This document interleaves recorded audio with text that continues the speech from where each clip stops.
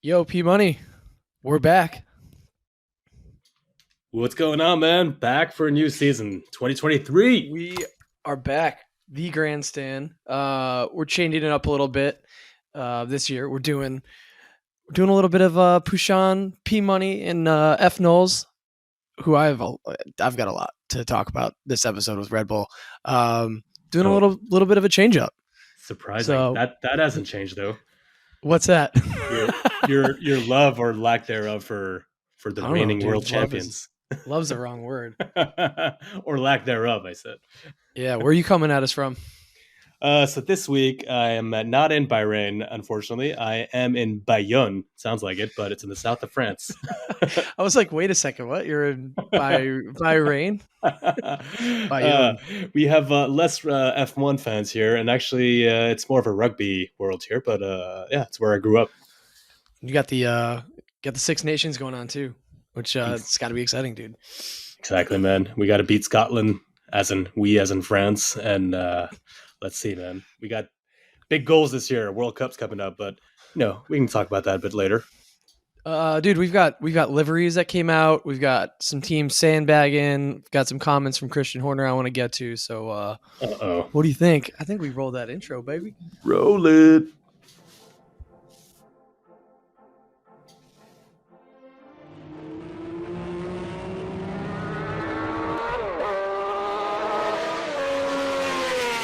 A question for all of you except Romain Grosjean. To whom it may concern, fuck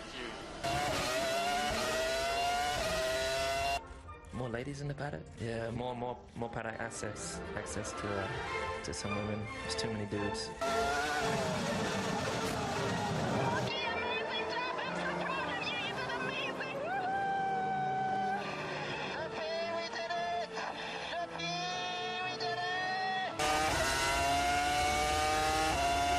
I don't really have a lot to comment on that, except that he was being a pussy.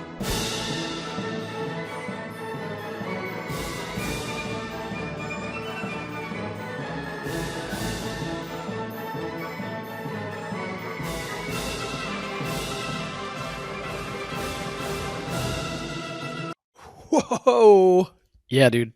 The more that Valtteri, to whom it may concern, it feels so like fitting now that he's got a mullet and an awesome mustache as well. He's got the whole combo this year. I have to say, before we get into any predictions, because new season and all, I am going to say he's my favorite driver this year.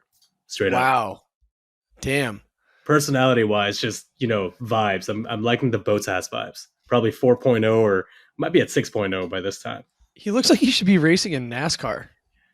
Like straight up, dude. He should maybe Valtteri should consider a career change. Maybe not a career change, but once that time runs up. Once he retires, I could see him. I mean, I could see him cracking open a beer, before a race at NASCAR. Oh yeah, dude. Just that like Will Ferrell meme, just dude. Yeah, he looks mean with that thing. His girlfriend seems a little doesn't. I'm shocked actually that she's kind of into it. She seems a little like stiff around the edges. Not like long pause there. Not stiff in the way that I think you were thinking of. But no, I'm just trying to articulate my thoughts and not get canceled. I do like I feel like we mentioned PR a bit here many times, and some teams have had some pretty terrible PR in the past few years, and I think that Bottas has really changed up his image, and she's been a part of it. So yeah, but I do see I do understand what you're saying there, but yeah, we'll get into the whole testing helmet talk on the next episode, but I'm liking it. I'm liking it. Bottas 6.0. I'm here for it. Yeah, I what 6.0, whatever version of Bottas, 7, 8, we're not quite sure. You know what? I think forget the numbers. Bottas Reborn. That's how I'm going to call him. Bottas Redux. Reborn. Reborn, Redux. There's whatever, to each their own. We'll work on it. But before we get into liveries, though, there's something that I would like to bring up quickly, which is there's the head of the FIA, Mohammed bin Sulayman, who has been kind of in like on everyone's shit list in Formula One.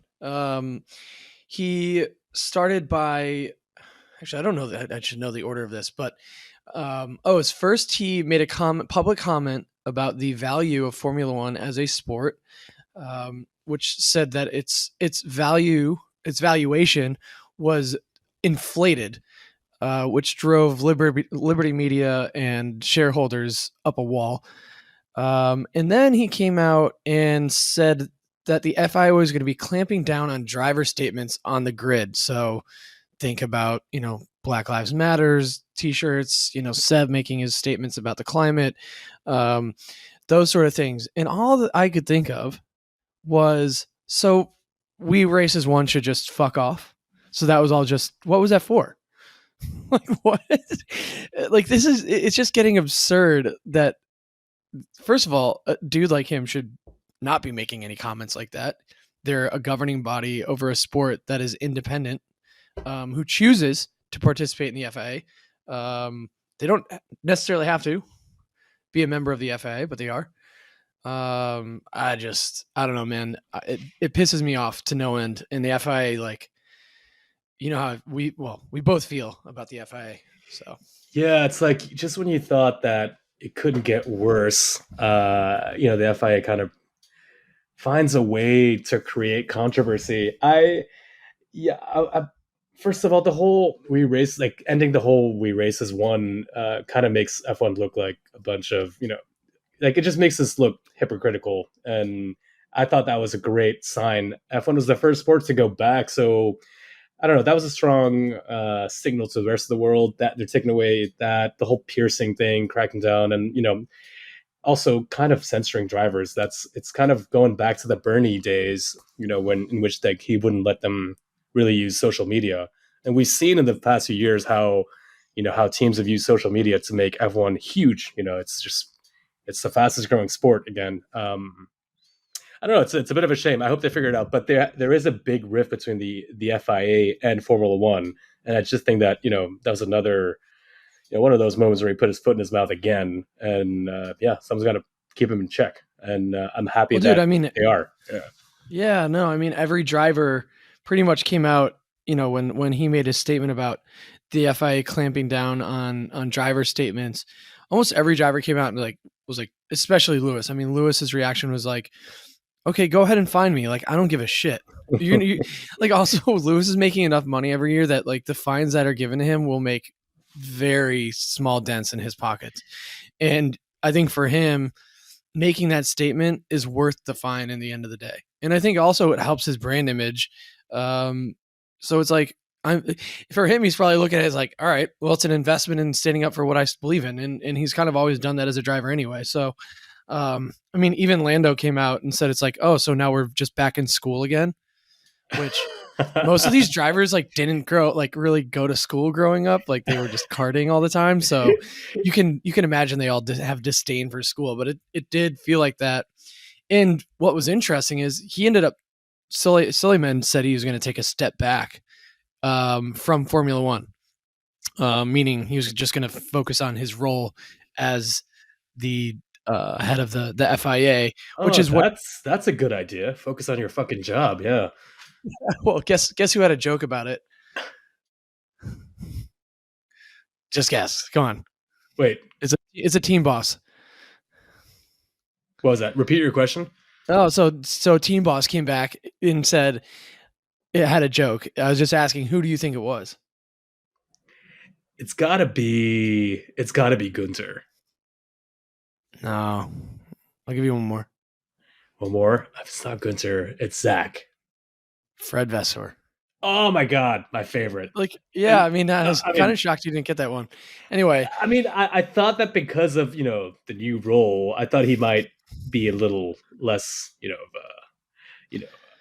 a jokester, but I do like the fact that he's still himself and he is bringing something new to Ferrari. But we'll get into that later. But yeah, I mean, he basically just was like, yeah, well, things are going to be much smoother around the paddock now that he's taking a little bit more of a reserve position. I'm liking that. I'm liking that because a lot of Ferrari team bosses, they tend to shut up. Basically, they tend to kind of have to stand behind Ferrari lines and everything. So yeah, good on you for that. And just a quick note here.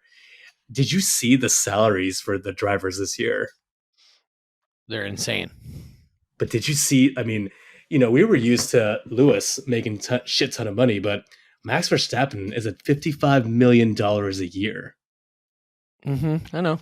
It's nuts. And second place, Lewis is 35. Like I haven't seen that kind of gap in a while, man. Ooh.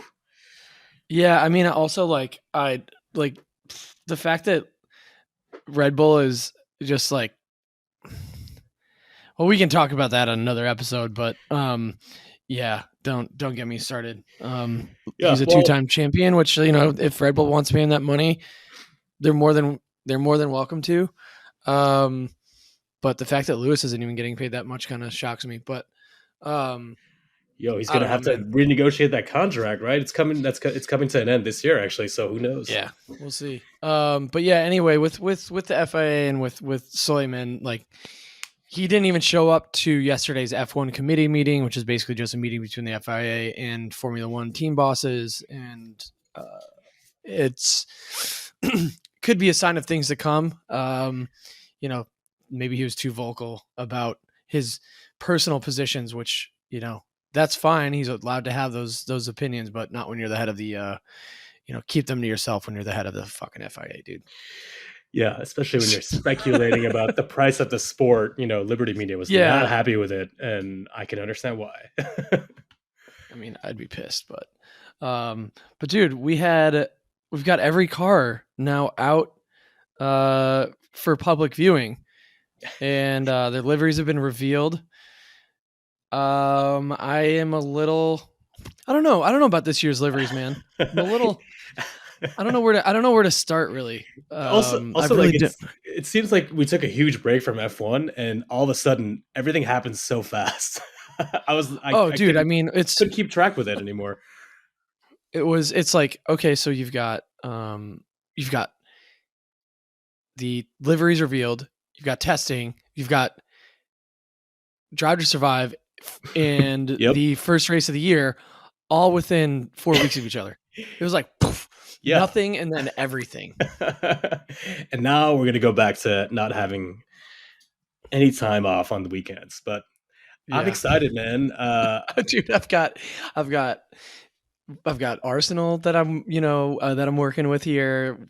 Big ups Arsenal, potential champions this year. That's right. It was looking shaky for a minute there, but it's back. It's back on track. And now we've got Formula One back, so my weekends will cease to exist. But yeah, man, like let's talk about it. Who are we liking? Who are we disliking?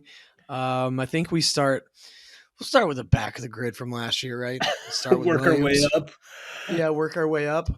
Williams. All right, before we get into give our thoughts here, I just want to say I'm liking these launches, but what I'm not liking is the fact that a lot of them are showing cars that are going to be very different to the first one that starts the first race of the year. And I know you want to save some hate for Red Bull later, but they particularly piss me off. And I just want to say, for those that did bring their real cars, I'm happy they did. But yeah, Williams.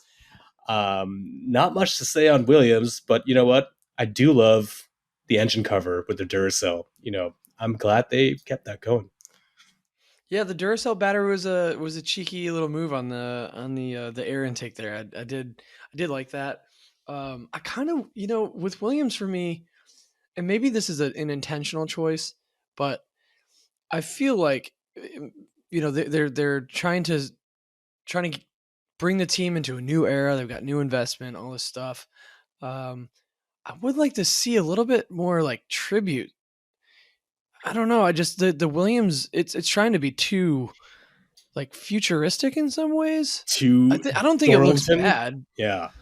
Yeah, but it's like they took someone who has no understanding of the history of the sport and the history of the team, and like a designer, and then just like told them to make something that looks like futuristic. Yeah, but I will say one thing. They've brought it up a step from their clip art liveries that they bought on Fiverr, a few years ago. That's true. Listen, from the car doesn't look bad. It doesn't look bad, but I see what you mean. I would love to see a tribute to the early 90s. And, let's see. The most exciting thing about Williams this year is, they've got an American driver, Logan Sargent, and also new team boss straight out of Merck, which, that's got to hurt for the Merck people. But I'm kind of excited to see how they can maybe fight their way back into the mid of the field, I'd say. They don't belong in the back. So the car doesn't look particularly brilliant with the new colors, but I'm excited for the team, I'd say. Yeah, that's fair. Yeah, I mean, I'm not like, it's probably, if it, unfortunately, it's probably my least favorite livery of the year. We're starting at the back of the grid from last year, and they're starting at the bottom of the table, bottom of the grid for me in terms of livery design. Yeah, I think I might echo that. The Duracell's not enough to. Yeah, it's smart and it makes sense. It's like, oh, it looks like a battery. That's cute. And then you're just kind of like, all right. But yeah, that's kind of it for me on the Williams front. Oh, actually, you know what? I'll take that back. I think Alpha Tauri is my least favorite livery this year. Did you see that? They're a close second for me. for worst of the worst. I mean, so they obviously have a new sponsor, right? They've gotten the Orland sponsor, which brings in red colors, and I loved the white and blue, almost like Williams early 2000 Williams colors they had going on. And I don't know, I can't stand to look at this car right now, personally. I don't really understand like why. Like, I mean, yes, like they're a Red Bull like sister team, but it's I don't know. I like the red. I'm not gonna lie, I do like the little red trim on like the wheel well. The what is it on those wheel inlets? Yeah, the mud guards. Yeah, exactly.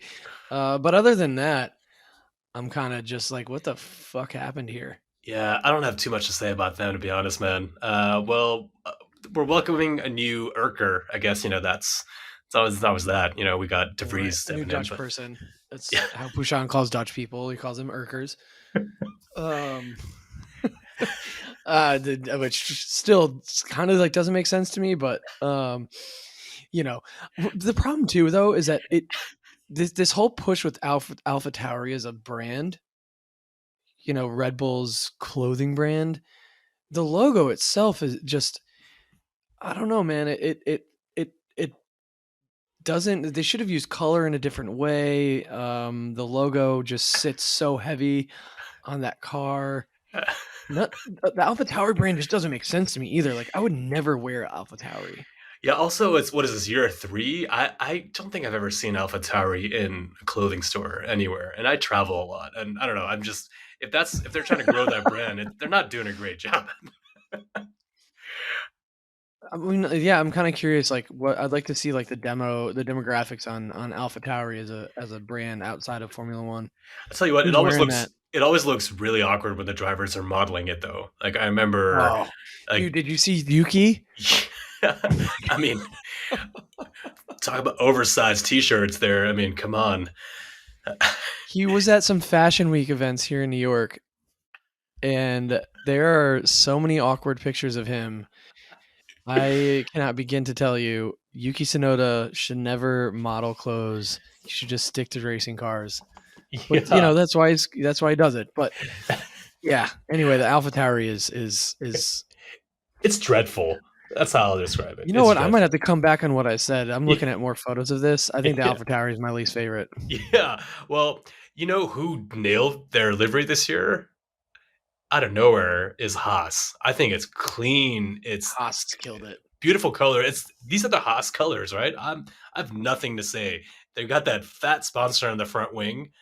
got that MoneyGram. Yeah, And that money, that MoneyGram. yeah. My favorite part is actually the fact that speaking of clothing brands, Palm Angels has sponsored Haas this year, which I had no idea happened. Yeah, me neither. And when I saw it on the bottom of the car, I was like, wow, we are entering a whole new phase of this sport where a brand like Palm Angels is sponsoring Haas F1. Also, we got the Chipotle deal, which, you know, seeing Hulk and K-Mag, you know, with Chipotle bags, it's a little silly, but also makes me want to order some guac now. So I mean, you know, well done, well done, Haas. Dude, the Haas looks mean, man. I'm not gonna like the little the white going into the MoneyGram logo.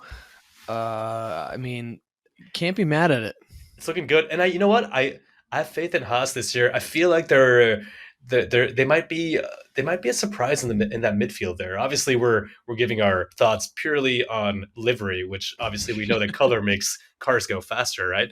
Totally makes them go faster. I don't know what you're talking about. I wish they'd put the quote, the whole like "suck by balls made" quote on the car as like a. I think that they have there's good PR to work with there for this season. I actually genuinely hope that with Haas or with K-Mag and Hulk back. Well, Hulk back in the sport, and then the two of them as teammates, they have to do something with that moment in their like on their YouTube channels or something, right? If they don't, we'll make it happen, man. Let's get them sit down for an interview. So let's talk about the moment. But yeah, the Haas livery I think is definitely in my top 3 liveries of this year. Oh, nice. Okay, one thing we agree on. Yeah. There's not a lot. We both for me.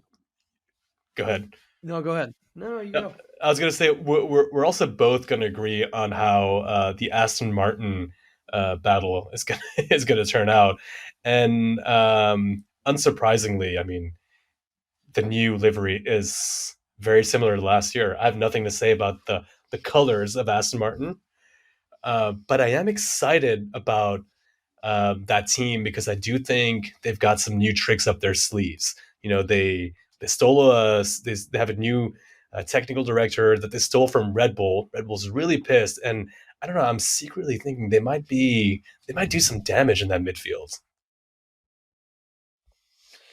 Yeah, I mean, I'm gonna save my thoughts on that for later in this episode, and then also during our post testing. Okay. Post testing ep. But the Aston Martin.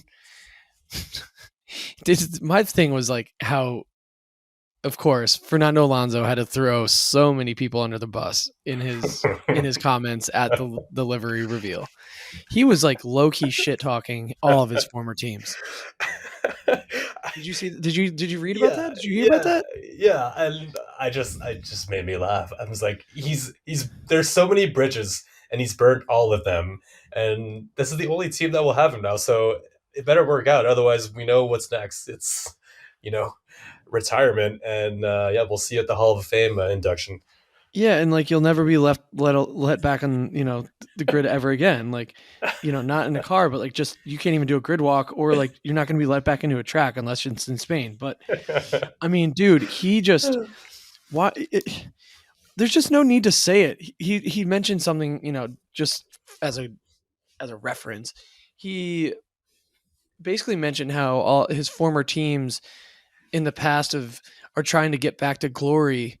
And so there's a history where, you know, when they make it back up the standings, McLaren, for example, they're all excited, and it's just like, dude, just shut up. There's no need to like comment on how teams, you know, fall in how they rise. You just be happy that you're still on the grid at 42 years old or 43. I mean, he might be. How old's Fernando now? 43. Yeah, I think he could be 42. Yeah, he could be going on his 43rd birthday soon. He's 41. He's oh shit. He's born 4 days after me, and he's in July. Man. Ooh. Anyway, whatever. But we know that he's never going to keep his mouth shut. Yeah. I mean, that's never going to change. New livery or not, he's going to be talking shit. But yeah, man, it will be interesting to see how it pans out. The new car pretty much, I mean, as far as the livery is concerned, pretty much looks exactly the same as last year. Yeah, kind of like the McLaren. It looks like they saved a few bucks as well, like most teams, with a little bit more carbon fiber, just open carbon fiber. But those two teams kind of stood out as like the most similar to like 2022 for me. And I don't know how you feel about that McLaren, but I don't know. I feel like I'm a bit worried for that team.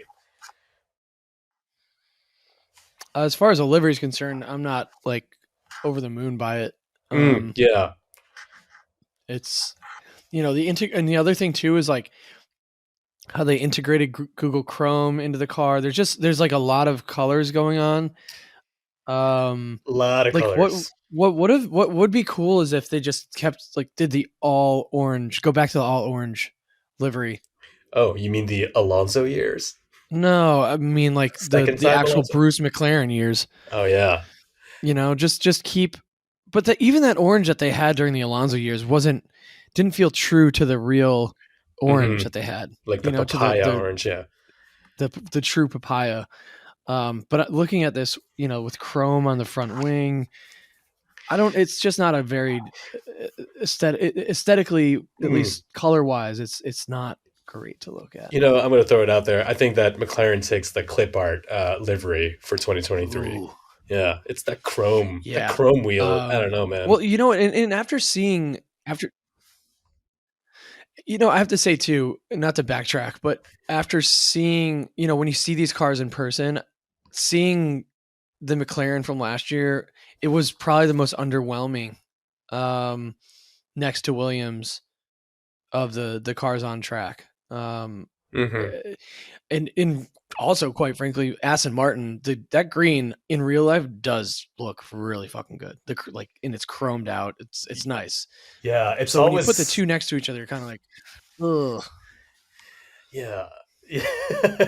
Yeah. Well, and they'll probably be fighting for, similar positions in that midfield, along with, one team that I'm really excited about, and I'm biased. Yes. We all know I'm biased to the Italian teams. Alfa Romeo. Now we're talking, man. That red and black, it just works, man. I'm loving that new Alfa Romeo color. Well, I mean, it kind of goes with your, the comments we had about Bottas earlier. Oh yeah, I might be an new livery hootist. Yeah, I might be an Alfa Romeo fan this year. Yeah, for that midfield. Interesting. Yeah, I mean, that car looks sick. Yeah, but also, why do they? I don't understand though. Why does Alfa Romeo continue to do this, like this double decker? The nose. What? Are you talking about the nose? Not even no. I'm talking about the air intake, the roll hoop. Intake. Yeah. That's something they've done for years now. I feel like someone should tell them it's not really working out for. Yeah, I mean, it doesn't have the most significant impact on the arrows of the car, but I don't know. It doesn't seem to be doing anything. So why don't you just like put it all together? Yeah. Also, I feel like their nose looks like a bent index finger. Like it goes up and down way more than any other one, and it's just it looks a little odd to me. But looks like a bent index finger. Yeah, it looks like someone like got their I see index finger snapped, and then it's kind of like it's like it goes up and down in ways that. I thought you said this was one of your favorite liveries, though. Yeah, the colors are great. The nose doesn't look too good. I don't know. We'll see how testing goes. But I see what you mean. It kind of like does that like weird. If you were to bend like the third, the third part, yeah, you kind of like bend in the top joint on your finger, and then you bend it down somehow. Yeah, I see what you mean. It looks like it's got punched in the face, basically, a little bit. It's indented. You know what I do like? I like how they put red on their hubcaps. Yeah, those are sick wheels. That's what I'm calling those easier. They're hubcaps. They're not wheel wells or rims. Those are hubcaps. I don't know. I still don't understand. I need somebody to explain to me why F1's using them. They're aesthetically so horrific on cars that are, Is there some sort of aerodynamic benefit from those? Yeah, I think it's also to they're standard parts, and they're also made to help like bring costs down because they're all everyone has the same one, and it like prohibits team from doing certain like aerodynamic tricks within the wheels. I'll double It's check so that, ugly, but though. there I don't probably know. is. I don't know if I buy that. I might have just made that up. Because I'm pretty sure there's still a rim on the inside of the fucking wheel. Like it's not like those are the ones. It's not like a piece of aluminum that's holding the wheel well together. I mean, we got that's the what that mud looks guards like. too. I feel like the mud guards were just put there for aesthetic reasons because it looks sweet. But I mean, those probably have a little bit more of an aerodynamic impact. But both of those are standard parts, by the way. That's all I know. But I do, I think of that's. I mean, the Alfa Romeo looks good. It looks great. It looks beautiful. Actually, I would say I'd go that far. Agreed. But yeah, man. I mean, but as we're kind of like going through the midfield here, then we've got Alpine, who boy, you don't like it, huh? I don't know, man. I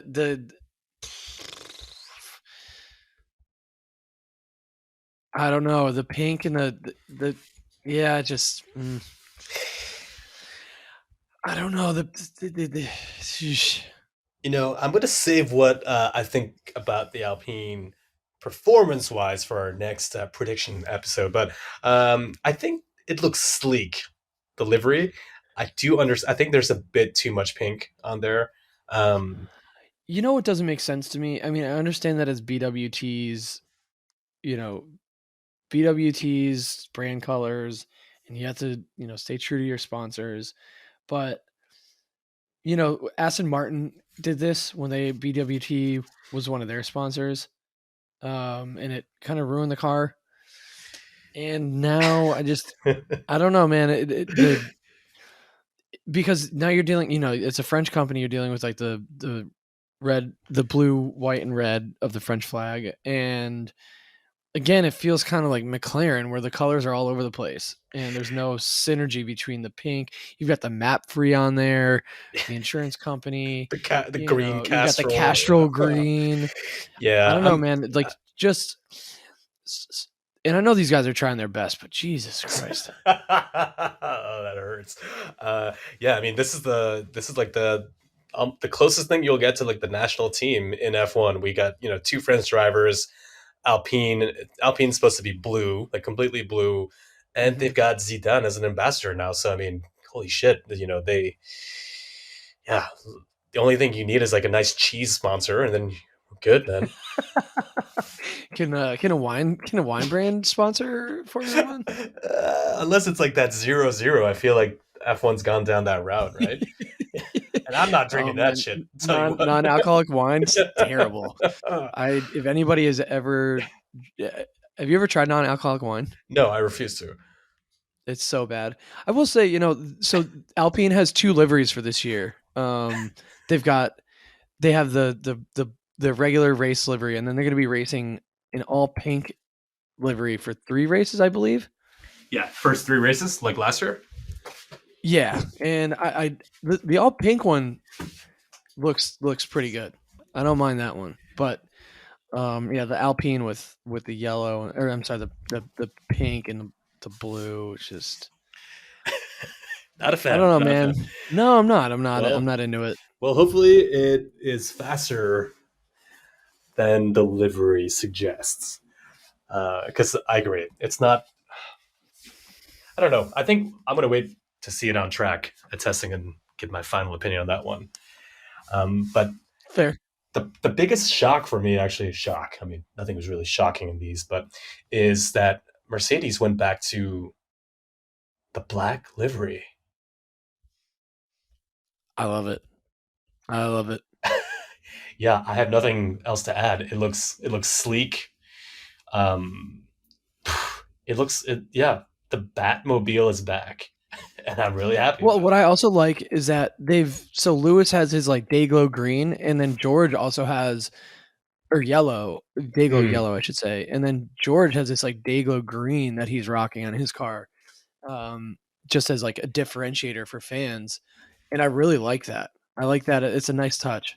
I kind of feel like It's super subtle. Yeah, the whole green, the whole Petronas green is less aggressive this year. I don't know. It's sleek. That's the only word I can come. It's sleek. It's clean. And you're right. Those colors are less fluorescent than last year. And I don't know. It just works. It's awesome. Honestly, it's better than I genuinely think it's better than what we've seen in years past with the silver and the like teal Petronas, the Petronas teal blue, whatever we're calling that. I seeing it out on track for the first time, the car looks mean, dude. Yeah, man, it's definitely one of my.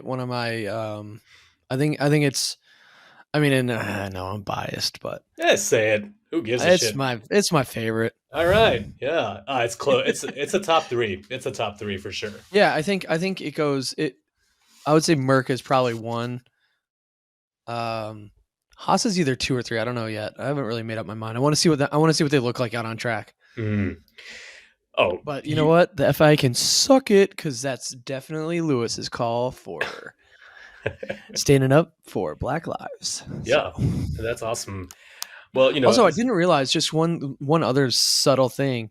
Just on the back on the engine cover, the subtle like big the Merc logo on the back. Very, very, very subtle. I'm into it. All right, Merc boy's loving his Merc livery. All right, that's good. Uh-oh. Yeah. Fanboy. Watch out. Right. Well, I think it's my turn now because Ferrari is next, and I think Ferrari has absolutely smashed it out of the park this year. I loved last year's car.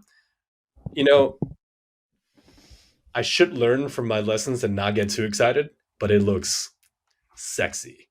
I love the red. I love the red and black combination, and I love the rear wing with the retro Ferrari logo. And I just hope it's reliable. Please. That was one of my favorite things from last year was actually going when I was at Monza. The Ferrari on the back wing looked sick. It was yellow, right? When you in Monza? Yeah. Which I actually think I wish they would that would be it. I wish they would do the yellow instead of the white. I don't really understand that choice, but regardless, it looks imagine being in a race and you're being chased down by a car that has that on their back wing and you're like Logan Sargent, for example. Yeah, I shit my pants. That's scary. You got a Ferrari company. Yeah, no, like that logo itself just it carries so much weight to it that I don't know, it almost reinforces the legacy of Ferrari itself when you look at it. I'm into it. I love it. Yeah, I can't I just love it. I love this car. The only thing, okay, I'll say one thing. I wish they'd kept it all red on the side pods. There's that, I don't know how you pronounce it, Siva sponsor. Yeah. There's like a little black patch there that, okay, it's probably for the sponsor, but if that was all red, like I would give it a 10 out of 10. No questions asked. Like this car is beautiful. It's beautiful. Yeah, I don't really understand that choice because like you also have the Ray-Ban that's next to it and that has a little bit of a drop shadow on it. But yeah. So listen, it's got a little bit of a drop shadow. It needs a little bit more embossing. Yeah. It needs bevel. Give it a bevel. Get a little bevel. Maybe a little bit of a, little bit of a glow. The Ferrari's I mean, for me, it's my favorate. Also, I mean, okay. Right. Well, we can both fanboy it out. We don't have, we can agree to disagree. Two of us just going for our favorite teams. Yeah, we're not biased at all. No, not at all. Yeah. But I think we both agree that both those cars, I think for me, they're 1 and 2 in looks for sure. Yeah, no, the Ferrari looks sick with the Ferrari on the back wing. It looks it's definitely my a keeper. It's classy. I'll put it that way. It's classy. And oh my God, I've been waiting for this one because okay, there's been some excitement, some disappointment, but now we've got the defending champions. I think your favorite time of the year is to talk about their livery. So I'm going to let you take that one. 2023 Red Bull. I'm sorry. Oh. Mm-hmm. Yeah, man. Could you get more boring? You know what? No. I keep changing my mind on this. The more Oh no. Red Bull's my least favorite livery of the year because it's they don't even bother changing it. Oh yeah, in my mind, for a company who has so many irons in the fire out in the world, who has so many design elements involved in their company, from motorsport all the way down to beverages, which is the basis of the company, though it's grown beyond that. I don't get it. I don't understand. I really don't. And maybe it's because they're trying to keep all their liveries throughout motorsport the same. But I mean, Jesus Christ. And not even that. Don't even get me into as you were talking about earlier, team sandbagging. They used last year's car at their livery launch. Yeah, this is the 20. There was no difference between this year's car and last. I mean, the other than sponsor placement. Yeah, that's it. And honestly, I think Red Bull even used the fucking hybrid between last year and that Formula One. What's it called? Like the car they were using before the new regulations came in, like the mock-up. Yeah, and I mean, I don't know. It just,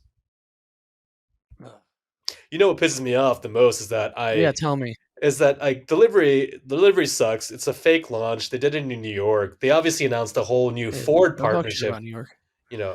Actually, no, it's not about. I love New York. Sorry, I didn't mean it that way. Sorry, I'm just getting carried away with the Red Bull. Yeah, be careful, dude. Keep going. But the big Ford, partnership that we'll get into next episode also, and everything they do is just a marketing scheme. Like, I just felt like as an F1 fan, you cheated me. If I were a Red Bull fan, I would have been pissed because you probably spent a couple hours looking at this live stream and all you get is the same old fucking Red Bull. Looks like the Red Bull can, and you don't even know what the cars looks like. At least other teams, some of them pretended to show you something different, and you got excited about it. But this is just the same thing over and over again. And what pisses me off is that they're going to be fast again. And I'm just getting flashbacks of 2022, and I'm getting a little nervous. Not gonna lie. I don't know. I'm not nervous. I'm just annoyed. I'm annoyed by. I'm annoyed by everything they do. Quite frankly. Agreed. I think their fans are a bunch of whiny bitches. Yep. And there are some things that can be said about Lewis fans and Merc fans, but just in general, like there seems to always be this Max can do no wrong aspect to how they understand the sport. And they don't look at things through an objective lens. And again, I think you're right to say, like, if I were an actual Red Bull fan and not just a Max, I almost said something really crude. I'm going to get on my knees for Max. Let's put it that way. I was hoping you were going to go down. I was getting really revved up there, dude. If I wasn't just gratuitously getting on my knees for Max, I would really be upset with that launch. The only good thing about that launch was Danny Rick was there. Let's be real. Dude, and also let's just talk about the fact that Red Bull, nobody actually likes Max. So they have to have their reserved, like, what other team promoted their reserve driver as much as Red Bull promoted their reserve driver during their livery launch? Not a single fucking one. Although it's because Danny Rick is likable and Max isn't. Let's be real. Of course, I would love for one of those two drivers to get, okay, I don't want to say injured, but maybe gets too drunk and has to miss a race. Let's put it that way, because there's no harm done there, which obviously doesn't happen. This ain't NASCAR. Ooh, cheap shot. Wow. But yeah, I would love to see Danny Rick there. And, there is one other team that I got excited for. You're going to call me a fanboy again, but Mick Schumacher in those Merc colors. I like it. Yeah, he did look good. I like it. He definitely looked good in the Merc colors. Everyone looks a little slimmer in black, it's true. Look. It's why you wear black. Yep. The fact that, in some teams, let's be sort of fair. Red Bull wasn't the only team that was sandbagging during their livery launch. Some teams didn't reveal everything that they had to share with their new cars, but no It's team normal, went as far as, which is normal, but no team went as far as Red Bull did to basically just put out their previous year's car. Everybody put out an updated version of their car for the most part. True. Whereas Red Bull just chose to go with last year's car. Fucking ridiculous. Feeling this is years of pain coming out here. No, it's not even years of pain because we as a Merc fan we had ours, but it's just more about the fact that the difference between Mercedes and Red Bull, and the way that they approach things, I stand on the side of the latter or the former. I'm sorry, I'm a Merc fan. Oh yeah, if that wasn't clear. But dude, we've got. I mean, the real test, though. I mean, cars definitely go faster because of how they're painted, but cars also go faster because of how they test. That's right. We've got testing coming up, and I'm curious to know. Well, one quick thing is that before we even get into that, Christian Horner had a little something to say about Aston Martin, basically saying that he's hearing about big numbers coming from the Aston Martin team. And obviously we know that Papa Stroll, the billionaire, is the owner of the Aston Martin Cognizant Formula One team, as they're formerly referred to. That's a fucking mouthful. Yeah. Oh my God. Yeah. Ask Lance. Max fans would know about that or not. I don't know. Yeah, man. But I'm curious going into testing how teams like how Aston Martin's going to look. Is Christian a little nervous? Does he think he's got a little? He might have another title contender on there. I don't think Aston Martin's a title contender yet. We've got to see how they perform in the season, but it is interesting to see Christian publicly commenting on Aston Martin's numbers. He specifically said Aston Martin, we keep hearing big numbers coming out of there and their expectations, so we just don't know what their running order will be. You know what? I think Horner is he's a little sour about what happened. Aston Martin picking out a few members from Red Bull, and I think we'll get into it in our next episode. But there could be the beginnings of a little bit of a rivalry. Like I could see this being an episode on Drive to Survive, season 6 or 7, however long it takes Aston Martin to get close to the top. There's a few things that he's not going to forget. Good old Christian, and it's going to get spicy. Well, yeah, dude. Well, and Lance is going to end up hating Fernando. We know that. And then Fernando's going to begrudgingly say, it's all good. He didn't have any choice. But dude, I'm excited for testing. We've got, this is a compact month. We've got testing, and then we've got a race a week after testing in Bahrain. I kind of can't believe it. So yeah, it's all happening very fast, it's all happening, and I'm excited. So we definitely got testing to look forward to. Maybe a little Drive to Survive action, it's coming out as well. So yeah, a little binge weekend. Oh, hope it rains. Same here, dude. So we've got another episode coming out. We're going to be talking a little bit about what we're looking forward to in the next one, and what teams we want to see win. Obviously, where we stand. What teams we don't want to see win. No, I stand on that too. I think you also stand on that same plateau with me, P Money. Yeah, I think we all want to see Red Bull burn. I think that's a way to go out. Follow us at the Grandstand F1. We'll see you on the next episode. Peace.